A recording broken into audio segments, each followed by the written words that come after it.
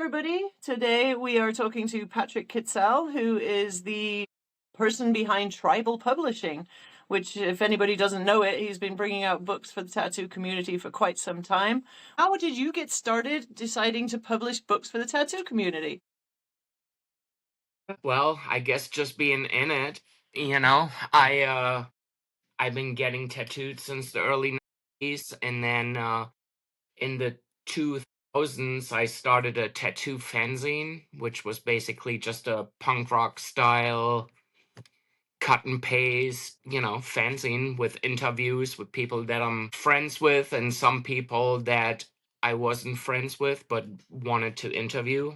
And I did 10 issues of Tribal Tattoo fanzine, and that kind of morphed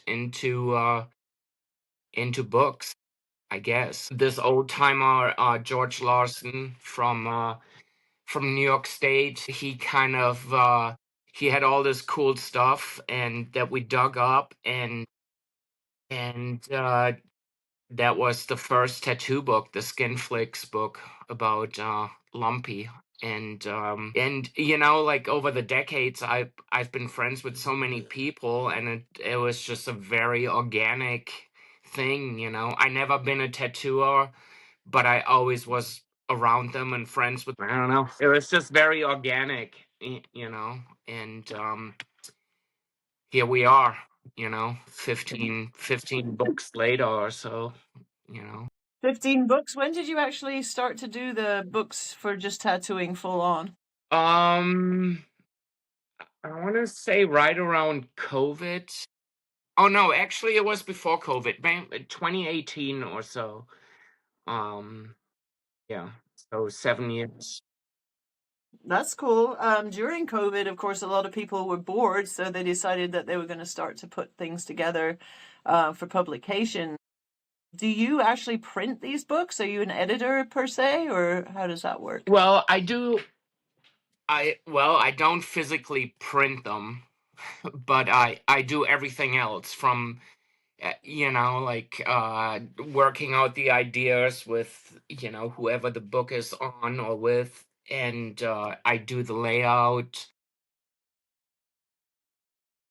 and eventually I'll get quotes and get it printed and get them sold. So it's a really start to finish, it's all a one-man operation. Yeah. Yeah, that's cool. I mean, I've been trying to find people who are doing these low key family oriented type businesses rather than obviously the corporate stuff. So I mean, it's good to hear that somebody is out there that's actually just doing the work, presenting it, talking to the people. And I think, as you pointed in your Instagram page, it says you're preserving tattoo history, are kind of dedicated to that. So I think that's really good. I also saw a couple of records that came up on your site. Yeah, I've done 3 now. One about Tom DeVita, one was the Mike Malone one, and just recently the Spider Web one, which been a lot of fun. They've been kind of hit or miss in terms of people's interest, but yeah, they're a lot of fun and kind of like, I don't know, something different, I guess. I come from the music world and I had a record label for many years, so it was kind of easy to know where to go and get them made. And Scott Harrison and I did the Tom DeVita and the Mike Malone one. So he is kind of like the person sort of behind the material. And then recently Mike Can contacted me earlier in 2025, and he said that he interviewed Spiderweb, and he would love to put it out on vinyl, and he knew that I've done already 2 projects like it. So we put our heads together and made it happen. And do you know where these materials came from? Is this something that's been in archives just laying around and nobody really knew what to do with them? So the Spiderweb one, Mike did the interview himself, with Spiderweb. And then Scott Harrison had a podcast for a while, which I can't think of the name right now. But anyways, he had this story about Tom DeVita that he was fairly close with Tom DeVita. So it's basically just storytelling about Tom from the Okay. podcast. And then the Mike Malone one was he had a tape that he got from Malone, obviously quite some time ago. Him and Paul Rogers used to send cassette tapes back and forth. Oh, wow. Yes. So actually, if you listen to the vinyl, Malone will, actually like sort of introduce.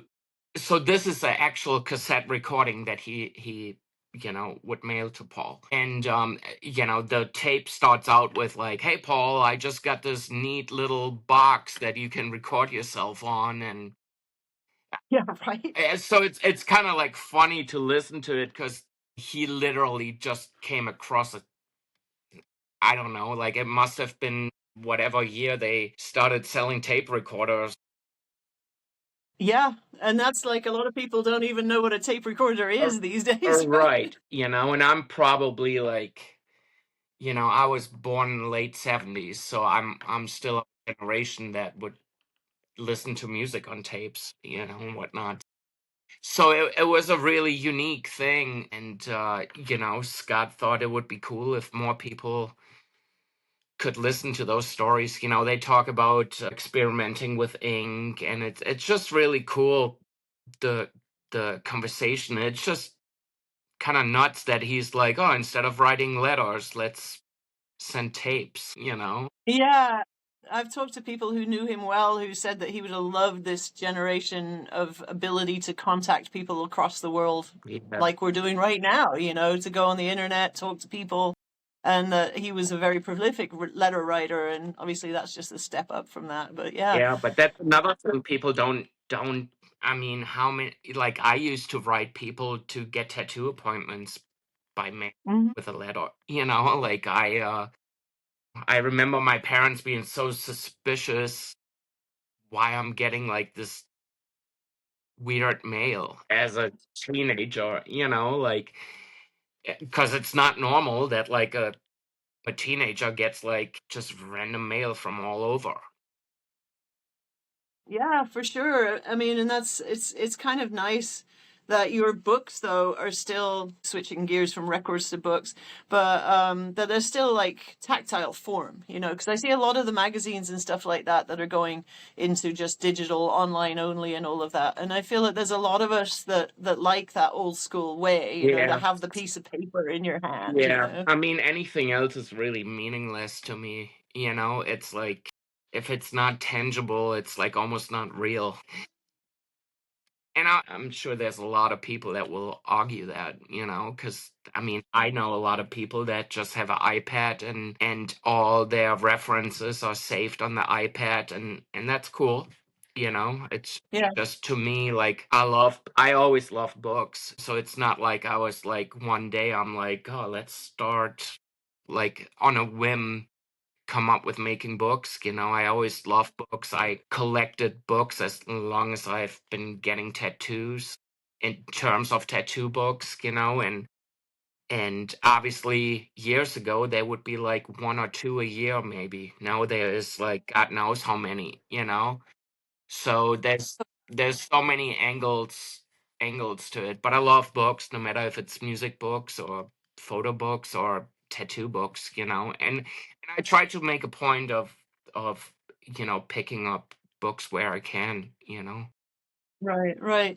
Yeah, I mean, back in the day when I first started, there were maybe two or three publications on tattooing. There was a few hardy ones, Shotzi Gorman coffee table book, the spider web book, and of course the tattooist, that old one there. But I mean, a handful. And we would collect books from the stores that were referenced. I mean, I remember buying books about pictures of castles just to have a castle reference. But we had no internet, we had no Siri, we had none of that. So people had huge collections back in the day, and just regular reference stuff. Yeah, But bird now I see a books, lot of people. bird Yeah, books. I yeah, mean, I mean, they used to be anatomy books. You don't really see that anymore because now somebody needs a skull, they just Google skull. yeah. I mean, a lot of that stuff though hasn't been downloaded, which is cool. If you still have that huge library, you have something that no one else has, right? Yeah. And that's another angle of it. I love collecting, you know. Mm-hmm. And books are definitely one of those things. It's funny that you brought up Shotzi, because so the first tattoo book I did was the Skinflix one about George Larson, which, Mm-hmm. not a lot of people that are not from the area know about him. He's in his high 80s now. But Shotzi actually tried to get a job at one of Lumpy's old shops, and he kicked him out because Shotzi walked in there and had all his needles in like a little metal tin, and he kept throwing the tin around, and Lumpy was like, that's going to bend your needles. This is when Shotzi first started. Yeah, yeah, yeah. So that just made me think of that story that Shotzi tried to get a job at Skinflix and All right. didn't quite work out. And there's so many stories like that that are now kind of coming to the surface, with a lot of people. I mean, I was talking to Terry Manton the other day, who's doing the Scottish history, and he's digging up all kinds of stuff from all kinds of crazy sources and putting it all into books. But these little stories from the tattooers and how they came about, becoming the most important people in our industry for whatever period of time it's kind of amazing. But I remember talking to you a while back about this, and you said that life memoirs and stuff are not really a big hit. I think you were talking about Bernie's book. Yeah, I mean, Bernie's book is still very picture heavy, so people can still kind of like. I remember us talking, and sadly, like the more reading people need to do, like I think you proved me kind of wrong, because I think your book ended up doing really well, but you also put a lot of work into it in promoting it, and but yeah, overall I think people are more interested in pictures and stuff they can steal for reference. Well, yeah, that's tattooers, right? If I can't make money out of it, I don't need it. It was the Right. same with the plaque, Yeah. But yeah, you can always tell, or at least I think you can tell that, like, if something is just a difference between very historical and very reference heavy. So Yeah, I mean, and there's all types right now, different things that people may or may not be interested in. But for the most part, I think tattoo artists, like you say, they want pictures. They want stuff that, I mean, for example, if your book costs $300, if there's one tattoo picture in there that they can use and get $300 for, boom, book paid for, right? And I see a lot of tattooers, especially young tattooers, just flocking to these books, waiting for you to bring something new, like, the new Eddie Deutsch, whatever. And it's a part of it's fandom, and part of it is just like wanting to have different ideas from the references of these people that have been around the block and do amazing work. yeah. Yeah, it's really a double-edged sword, because, like, I mean, yeah, I don't know. It's like, you damned if you do, damned if you don't, because obviously people deserve reference, but also it makes them lazy, I suppose. Or there's a chance it makes them lazy. I mean, I will pick up books that I like how the layout looks, whatnot, but I wouldn't sit down and rebuild one so it looks like exactly the same. But then again, if a customer comes in and asks you for a dragon, like, hopefully it will still be your dragon, no matter what kind of Japanese reference you looked up. Or I mean, I personally would draw it, but there are a lot of yeah, people. but you can There's a draw. whole That's a whole nother thing. Like, I feel like a lot of people can't draw, like, and they still tattoo. And then there's people that will argue, well, they don't need to draw, they don't need to know how to draw. Like, people 80 years ago probably couldn't draw, they just traced flat. All it took is somebody. I don't know. I think there's a handful that are looking to steal designs, but there's also a handful, or more than a handful, of people that are looking up to the artists behind the works that you Oh, a publish. hundred, 100%. You know, like Tim Leahy. I mean, he's got this amazing following. You have like 5 books of his, and I know people who have every one, and every time it shows up, they're like, oh, you know. Yeah. No, no, absolutely. I mean, I'm not down talking on people, even if they want No, no, to no, feel not it, at all. you know? I mean, go ahead. I mean, once it's in print, I sometimes pick up tattoo books and it will actually in the front of it say, please only use this as a reference. But it's like, I feel like once a tattoo artist draws a book full of designs, like I doubt Hardy cared when he came out with his dragon book, because people would, if you were to take a dragon out of that book and tattoo it just like the way it is, people would be like, that now would be like, oh, that's a Hardy dragon, you know. I've seen so many heinous things done with hardy dragons. Like people will take a head from here and a body from there and tack it together in the most awful way, you know. And it's just like, oh my god, like really, you know. But it's like a tattoo. Once it's out of your hands, you know, you're out of control of it. You don't have control over what people do with it. Right. And that's fine, I guess. Well, I mean, to be, you know, it's I suppose in a sense, your job is the same as ours. You do the best you can with what you have. You get to a point where you're happy with it, and then you say, okay, and now this is yours. Please treat it nicely, but at the same time, well, you know, if you don't, that's on you. Yeah. I really love the quality behind your books. I think you're doing an amazing job. I think that the people, there must be thousands of people that are messaging you right now going, publish my designs. Does that happen a lot? No, not at all. Really? No, I mean, it really never. I mean, you were maybe one out of a handful of people over the years that contacted me and sort of pitched a Huh. book. Um, Wow. yeah, I mean, I think a lot of people, yeah, I don't know, it just doesn't really happen like that. It's always a very organic, face-to-face thing. Like right Hmm. now I'm working on a Mike Wilson book, and that kind of came together real organically.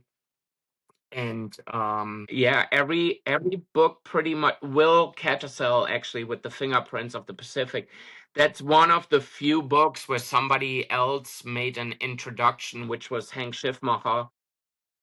All He's right. like, hey, I got this kid working for me that loves all this tribal stuff and is super dedicated, and he made an introduction. I sat down with Will and he showed me all his study books, and that's how that book came together. But usually it's like a existing friendship Hmm.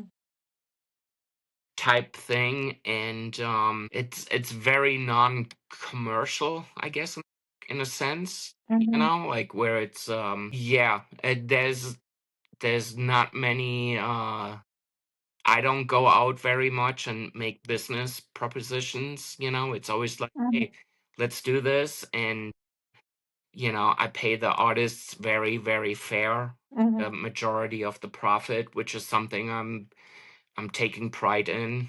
And, and yeah.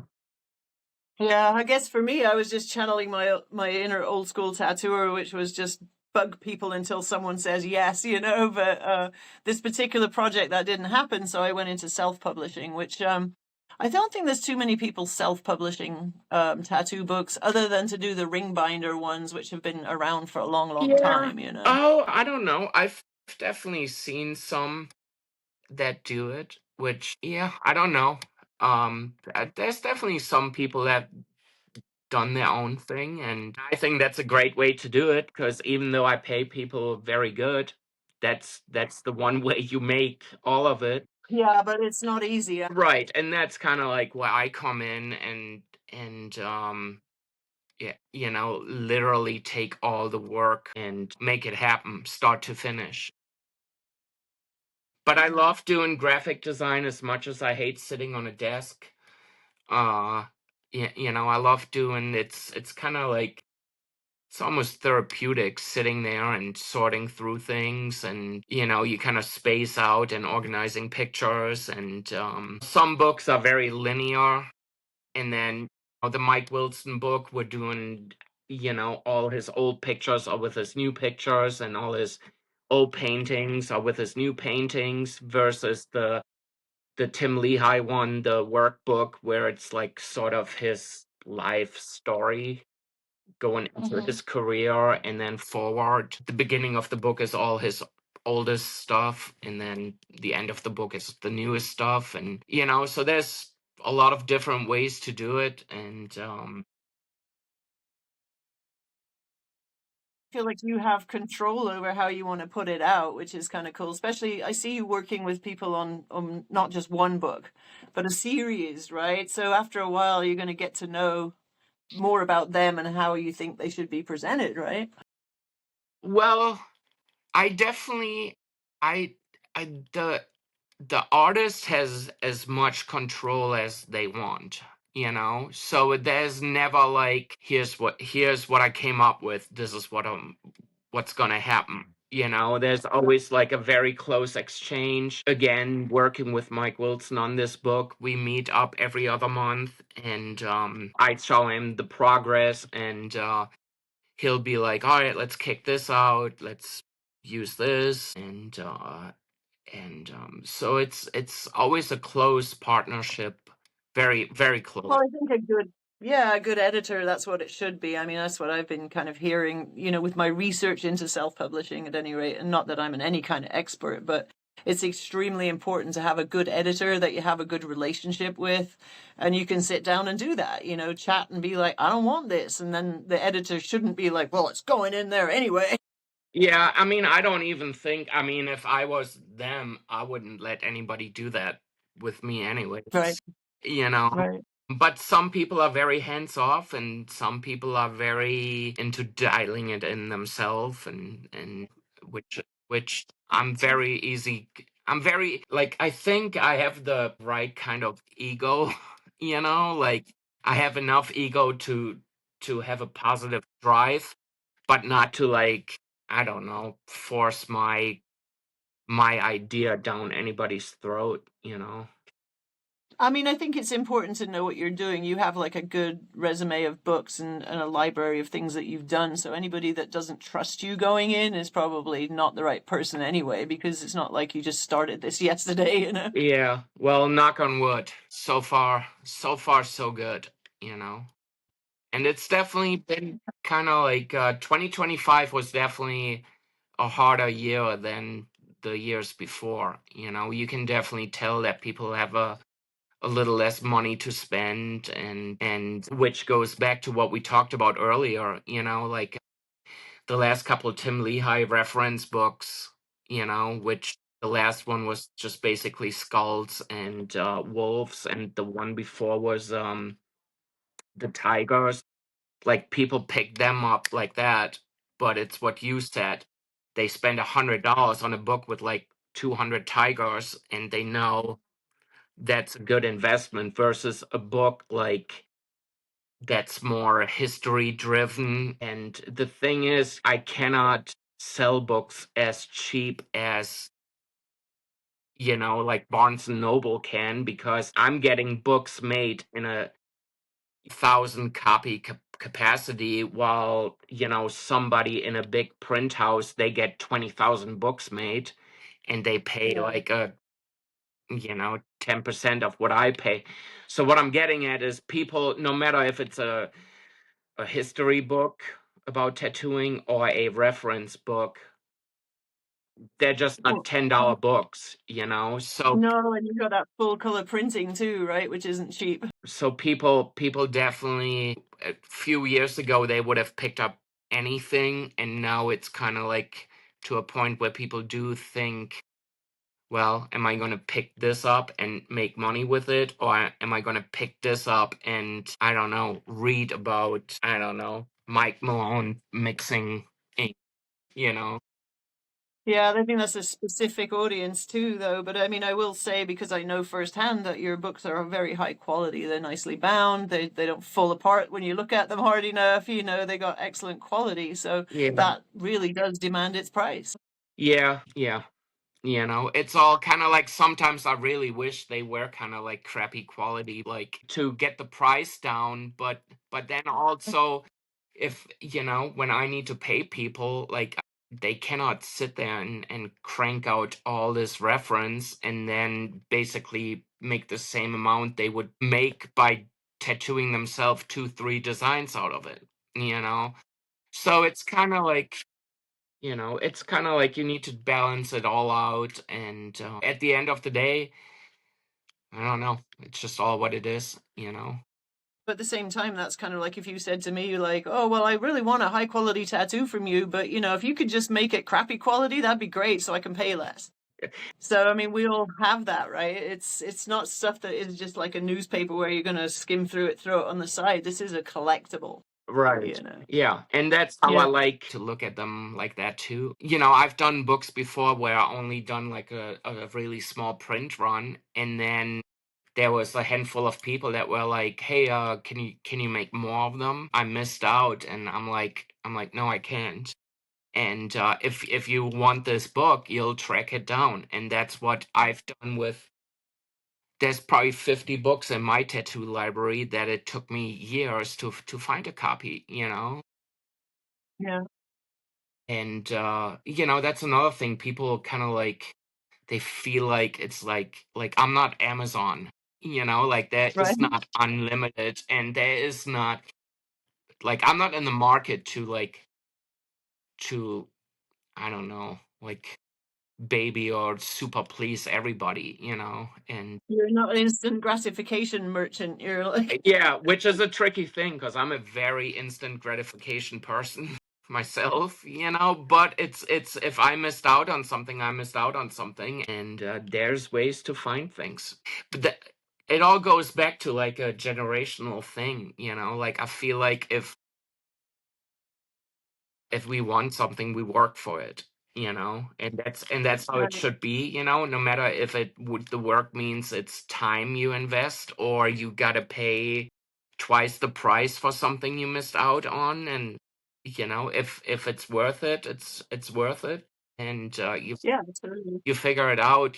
But this whole, like, just because 3 people didn't get a copy of a book to print another 1,000 copies is, no matter what, it's unreasonable. Yeah, for sure. And some of these books, I mean, it's a generational thing too. Like, for example, the Shane Enholm book. I mean, I think it's a wonderful book. There's two of them, the Tattoo Machine Discourse. Wonderful book if you're into tattoo machines and how to, play with them and all of that. And of course, Shane is an amazing character. I mean, the way it's written is just incredible. Do you find that a lot of people bought that book, or did you find that because the modern people don't really do that, they didn't care? The first one is the first Tattoo Machine Discourse book is probably the book I sold the most copies of.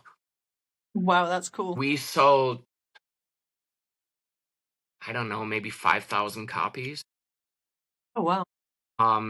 It sold really well, and I think it really well. First of all, one thing that I always remember, the book now has been out for 5 6 years, but a Mhm. lot of women ordered this book. I also do my own mail order, and so I package every book and slap the label on it. And one thing that was really noticeable is how many women picked Huh. up the book. You know, You think that's because Shane's so hot, or no, we both know that can I'm just kidding. that we both know that cannot be the reason. So, um, no, but it's interesting. Not that there shouldn't be a lot of women buying the book, but it's still Right. interesting to, because I do fulfill every order that comes through the web store. And, so you kind of like, I don't know, it's just something you notice. So that was kind of cool. And I think between, Shane has a certain way to write. And so between the history and actually being able to see a lot of machines Hmm. and his writing style, I was super glad I got to do it. Yeah. Shane is a good friend, and we had a lot of fun putting it together. And then eventually we used the material that we didn't include in the first volume in a second one, and that did pretty good too. And now a book on Scott Sterling is on the way, which also obviously is very heavy on machine building and tattoo machines. And Shane wrote a great intro for the book. Yeah, I'm curious if that's a woman book too. I mean, I wonder if it's because, a lot of younger women want to learn about how to build machines because it was very hard to get information out of the guys back in the day. I mean, some of us, obviously, way back, we just learned how to do it ourselves, but I think that's curious that you point that out, that it may be that there are women that are just like, I'm not going to go through that whole thing of trying to get that man to tell me what to do. Right, I'm right. just going to read this book, so that's curious. Yeah, it Yeah. was just really cool because it was just very noticeable. And by then I've done a handful of books and it was never like that, and it has never been like that after. It was, Huh. I don't know, maybe you're right. Maybe it is Shane's. Shane's charm and personality. Yeah, who knows, But I do think you're onto something, that in this day and age, you don't have to rely on begging anybody for information anymore. If you're interested in it, genuinely interested in it, again, it goes back to you put in the work, you spend the money, and you educate yourself. Now, do you have any books by women in your lineup? I don't think I saw any. I don't. I don't. Do you have any on a possible future list for that? Nope. I Nope. don't. Nope, the girls are not doing the artwork. Come on, ladies. Yeah, there's no reason for it, As I said earlier, not a lot of people come to me and pitch things, so Yeah, everybody is welcome to, it's I say that might change. so, but the plan is also to do less books. The plan is definitely to scale down a little bit and do, instead of like 5 a year, maybe 2, 3 a year. Well, I mean, you've got to kind of look at business and sales and then that impact of having maybe less is more. And you do have some series is in your lineup, the Dragon series. Yep. Is that something that's going to continue or is it finished? Not at all. That one, as much as I loved doing it, that was something that didn't really do well. I'm surprised. So, that was a subscription idea where people subscribe to it, and every month they get one until the 12 months are full, and Okay. all the 12 dragons go into a slipcase, and it just showed that people, I don't know, really interest. A lot of people subscribed and then, kind of like quit at some point, But that was I really liked the idea. And Well, you got to enjoy what you do at times, right? You can't be like, well, I don't really care for this one, but I'll do it for the money. It's better to be like, I'm just going to put passion into this, whether it gets sold or not, yeah, right? and that's always the approach. I always tell everybody I do a book with, focus on what you want your book to be like and not what you think people want. It, and I will tell them, like I told you when we talked, whenever you were working on your book, I will tell them what I think will sell better and not. And that doesn't always mean I'm right either. No, I mean, everybody told me to put photos in my book. Everybody I talk to, right down to other tattooers, friends, they're like, put pictures in it. I'm like, A, I have no pictures, and B, that's not what I want to do. Yep, and I'm So glad you exactly what stuck you're to your saying. guns, and I'm also very glad to hear that I wasn't the only one that No, you that weren't. told you that. No. It's you never know. Like I thought the Dragon series was like super unique. I don't think anybody had ever done that. It was a limited thing, so there was the whole collector angle. And, yeah, I don't. You never know. You never know, and that's why I think you should just do what you want to do, and if it's a hit, it's a hit, and if it's not, then it's still cool. Yeah, and you also have distributors around the place. I know you have in Montreal Lifers Books, and then Andreas Conan. You work with him also, right, in Europe? Yep. Yep. And so these guys may have copies still of stuff that's sold out other places, or how does that work? It could be. Yeah, it could be. You mean sold Yeah. out in terms of something that I don't have anymore that they might have? Yeah. Yeah. Yeah, it could be. I mean, my guess would be if I sold out of it, they did too. Mhm. Yeah, I thought that was a great idea also. When I realized the price of sending books overseas, that if you are in America and you send it within America, it's $5. But the minute it sniffs the border of America and has to cross it, it's $30 plus for my little book. And that's just a paperback. So I can only imagine what yours would cost to ship. That's Yeah, insane. it's not fun, and having those people in those places, it really helps in getting books to Europe and getting them sold there. But still, if you do the math, like sending Andreas in Germany 5 cases of hardcover books, I mean, that's nuts too. So yeah, I don't know. It's like any other business. You just need to find a way to make it all work. And Right. I have a very punk rock attitude in accomplishing things, so it's like I just work on it till I figure it out, and. Hey, that sounds familiar. You go to the conventions too, though, right? You go to Andreas's convention, certainly. Do you go to other ones in Europe and overseas? No, not really. Andreas is a good friend, so I use that convention usually as an excuse to go and see friends and hang out, and sometimes it lines up that a book. So the last one, last fall, we released the Fingerprints of the Pacific there, and Will did a seminar. So it just lined up that that book came out around the same time the convention happened, and Will was tattooing there, and so we kind of presented the book at the Kaiserstadt convention. The same thing with the Bernie Luther book a few years ago.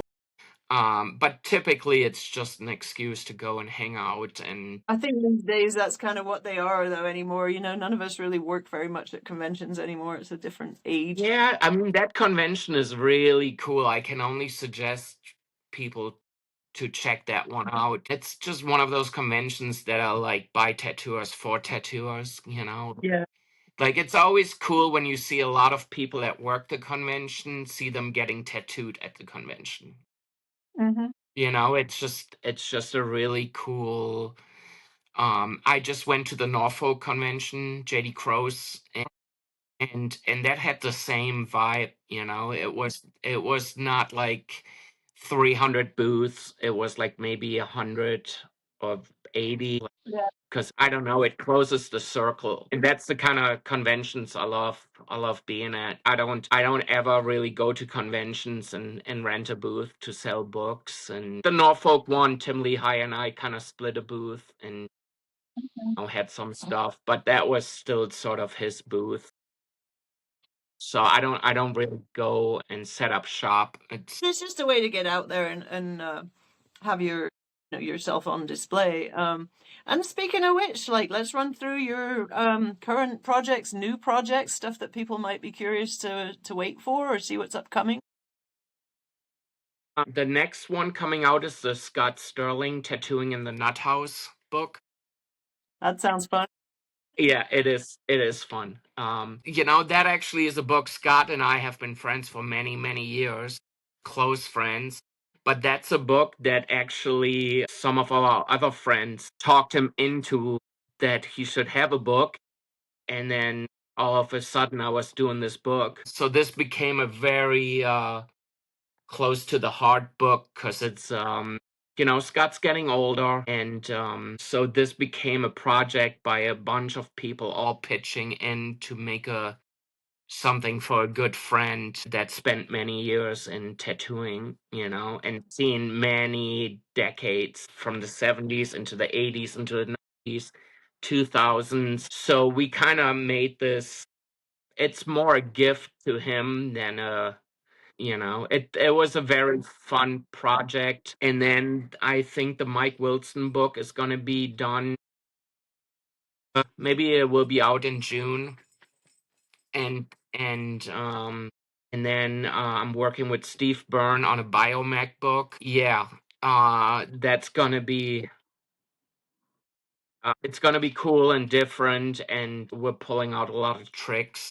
in the packaging Right. of the book, and to make it fun, and that's really it for the time being. Now I'm also doing with my buddy Crash, who used to do Tattoo Artist magazine. I'm doing a fanzine called Tattoo Fiend, which is just a fun cut and paste, you know, taking tattooers' faces and pasting them onto who knows body, and it's just kind of like a fun punk rock type thing. Take yourself too seriously, kind of thing, right? Yeah, it's very, it all started out with us taking the Omi, his face, and pasting it on Clint Eastwood's cowboy movie body, and just taking his face and sticking it on all sorts of stuff. And then we were like, oh, we should do a little fanzine and put all these Omi variations, Yeah.